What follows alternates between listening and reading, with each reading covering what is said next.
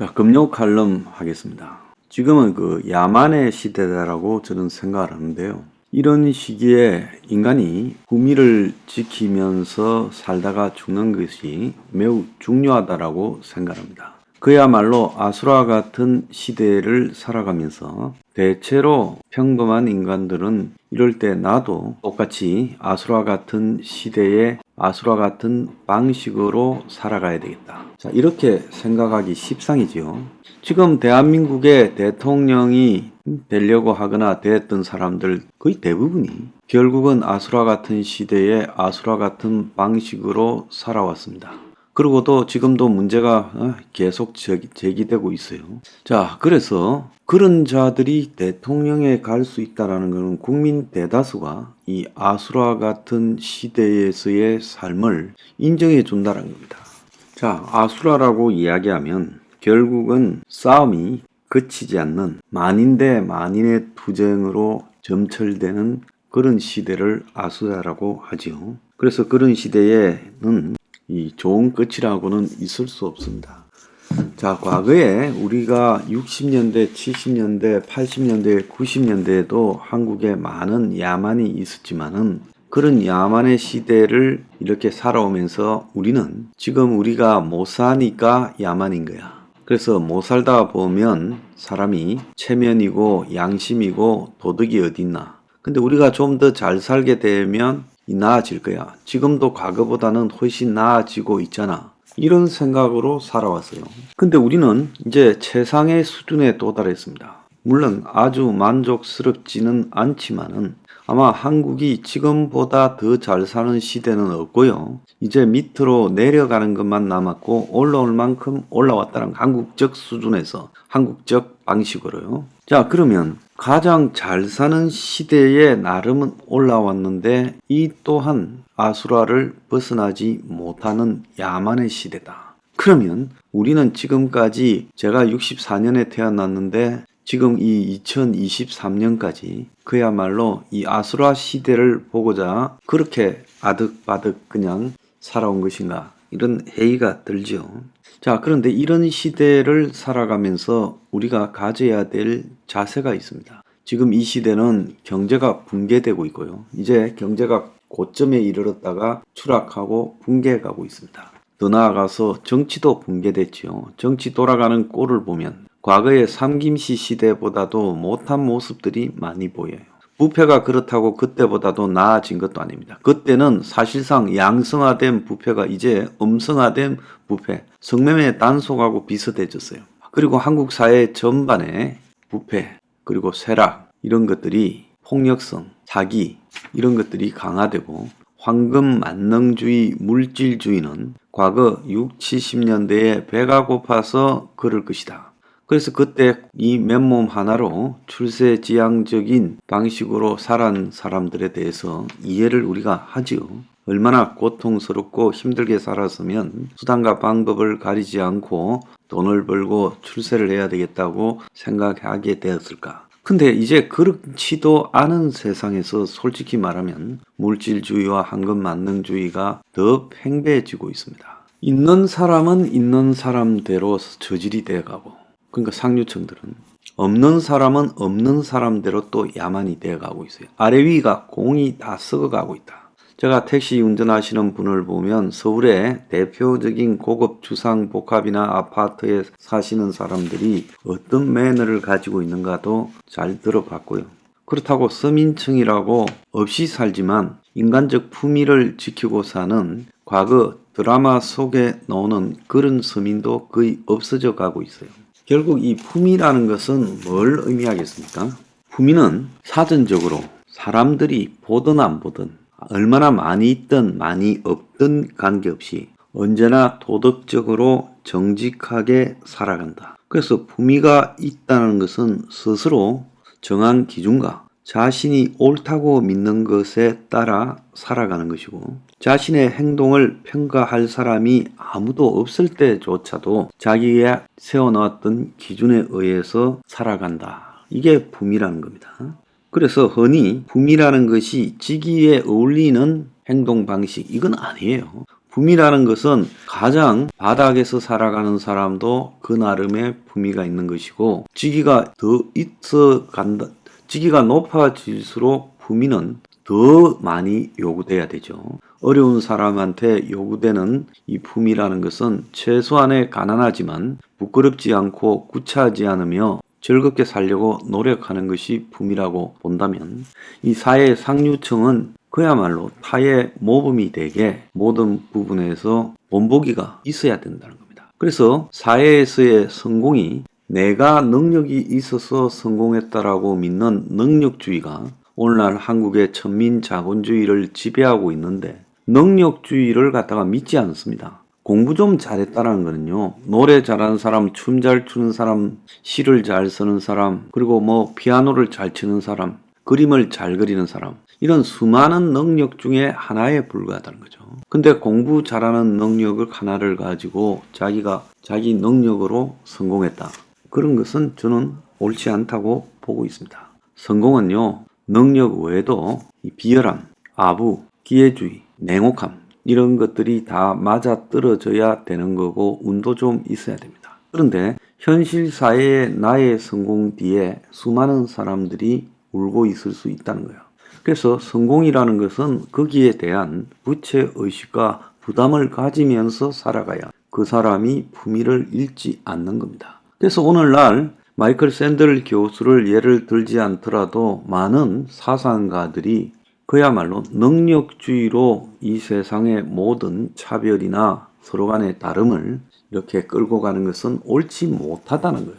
자, 그렇다고 능력주의에 따르면 어떤 사람은 연봉을 500억을 받습니다. 어떤 사람은 5천만 원을 받아요. 그러면 500억을 받는 사람이 5천만 원 받는 사람보다 1000배 이상의 능력이 있다고 그렇게 볼 수 있습니까? 돈을 그 이상 벌어준다, 이렇게 말할 수 있을지 몰라도요, 사람의 능력은 다 거기서 거기지 그 능력에 따라서 합당한 보상을 받는다라고 생각하는 천박성 속에요, 자기가 무너지는 겁니다. 그래서 제가 요즘 한국 정치가 굉장히 저질화되어 가고 있고, 국민들이 이런 정치를 바라보면서 양쪽에 패가름을 해가는 부분, 거기에서 저는 배운 거나 이 자신의 계층 수준이나 이런 게 아무 상관이 없이 배운 사람이나 안 배운 사람이나 정치적인 반응에서는 큰 차이가 나지 않더라는 걸 실감했습니다. 자, 정치뿐만 아닙니다. 자, 각자가 살아가는 방식에서요, 사람이 모범적으로 품위를 지키면서 산다라는 거는, 자, 세금이나 지켜야 될 세금이나 군대를 가거나, 이게 국민이 지켜야 될 의무죠.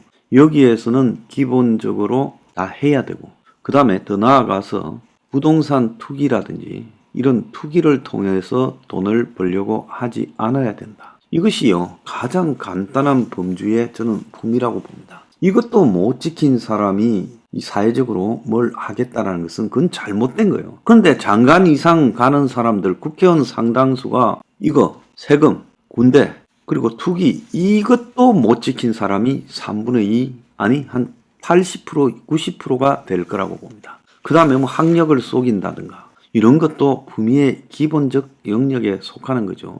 그 다음에 이 자신의 이 자식을 갖다가 학력을 조작한다는 거, 이런 부분, 이런 것도 지금 조국이나 그런 데서 드러난 이런 행태들도 그야말로 이 품위의 핵심적인 부분입니다. 자식을 교육시키는데요, 반칙을 쓰고 있다면 그것도 품위에서 크게 어긋난 거죠. 그래서 기본적으로 한국의 상류층 중에 이 품위의 범주에서 봤을 때, 제가 볼 때 지금 어느 누구도 지금 없다고 보고 있습니다. 근데 이런 자들이 한국의 상층을 정부해서요, 그러면서 이 나라를 끌어가고, 또 어떤 자는 이 상층이 되고자 노력을 합니다. 그래서 주가 조작한 거, 그리고 부동산 투기하거나 부동산 가지고 국민의 등골을 빼먹는데 일조한 자들, 그리고 저것들 내부 선거에서 돈봉투를 뿌린 자들, 그리고 출세를 위해서 정치권과 결탁해서 그 도구 역할을 수행한 자들, 저거 자식을 갖다가 억지로 의사나 변호사 만들어 보겠다고 온갖 반칙을 쓴 자들, 그리고 부동산 투기와 주식, 코인 투기 등을 통해서 부를 쌓아 올리거나 부모가 물려준 재산을 가지고 폼 잡고 설치는 것, 이 다요, 품위하고는 거리가 굉장히 먼 자들이라고 저는 보고 있습니다. 그래서 대한민국의 대부분 99%의 상층이 이렇게 살아간다고 해서요. 국민 전부가 품위를 잃어서는 안 된다는 겁니다. 각자가요. 자기 수준에서 인간적 품격, 세상을 바라볼 때 양심에 의거, 도덕에 의거해서 세상을 바라보고 누가 나한테 보나 안 보나 관계없이 남에게 부끄러운 짓을 하지 않고 생각과 사상을 남의 말이나 얄팍한 시류에 따라 판단하지 않고 신중히 생각하는 것. 저는 가끔 가다가 뉴스 브리핑을 보고 세상을 바라보는 시각이 바뀌었다는 분들을 뵐 때요. 제일 보람스럽습니다. 자, 돌아가시기 전에 뉴스 브리핑에 전달해달라고 그렇게 봉투를 놓고 돌아가신 할머니도 몇 분 봤어요. 자, 그런 분들 보면요. 정말 그분들은 이 평범한 서민으로 없이 살다가 돌아가셨지만은 인간적 품위를 가진 분이라고 생각합니다. 그래서 우리가 이 세상을 살아가면서 시류에 휩쓸리지 말고 그리고 시간이 날 때일수록 사색과 성찰도 하고 좋은 책도 읽으면서요.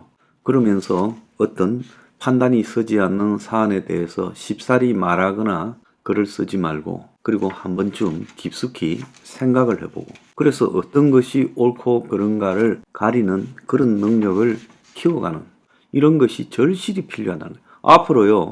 이 상황이 더 어려워질 겁니다. 우리들을 둘러싸고 있는 상황이요. 그러면 사람이 어려울 때 더 내면이 튀어나옵니다. 평소에 별 문제 없이 보이다가 어려워질 때 거의 동물 같은 야성이 드러나는 사람을 저도 많이 목격했습니다.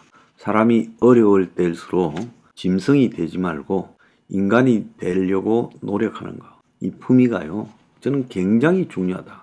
그래서 인간 별거 아닙니다. 다들 일정한 시점에서 약간의 차이가 있지 언젠가는 다 죽고요. 흙으로 돌아가고 부귀영화도 명예도 다 소용없는 거예요. 그러면 그때 이 자신이 이 세상에 품위를 지키면서 살았는가 살지 않았는가는 첫째 자신이 제일 잘 알게 될 거고요. 그 다음에 자기 주변에 있는 사람들이 제일 잘 알게 될 겁니다. 그래서 한번 사는 인생을요. 그냥 아득바득 남보다 더 위에 올라가려고 하고 남 걸 뺏어 먹으려고 하고 그렇게 살지 말고요. 지금 대중적으로 말하는 민주주의나 대중적으로 말하는 자본주의, 대중적으로 말하는 자유시장 경제 이런 생각들이 얼마나 천박함 속에서 이 세상의 기득권 질서를 공고히 하기 위해 만들어낸 거짓인가 이런 것도 좀 고민하면서요. 어설프게 배운 거를 악용하려고 들지 말고요. 겸손한 마음으로 겸하게 살아갈 수 있도록 노력해야 된다. 누가 내 행동을 보면 부끄러워하지 않겠는가? 이걸 갖다가 하루에 한 번씩이라도 자기 스스로 5분간만 성찰을 해도 저는 인간이 품위를 지키고 죽을 수 있다고 보고 있습니다.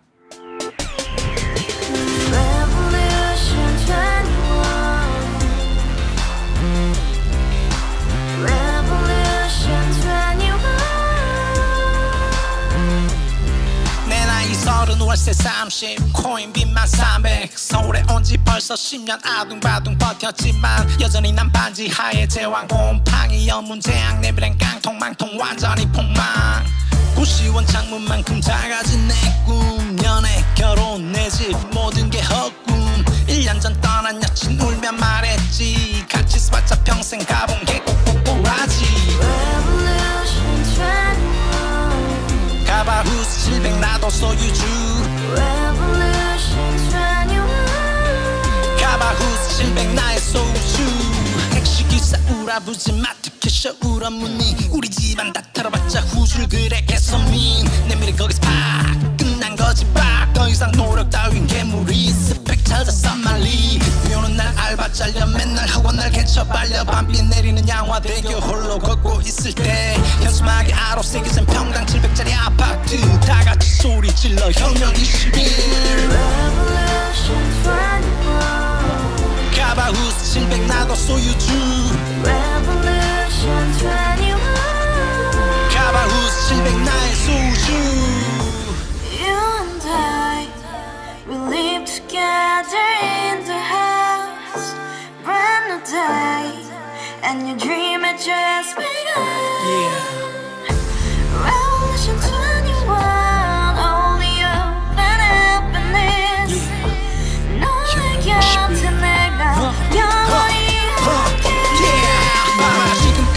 지인들 입만 열면 찝찝찝 개소리 멍멍멍 쳤다 하면 뻥 잘난 부모 만나 잘난 학교 나오면 뭐 하나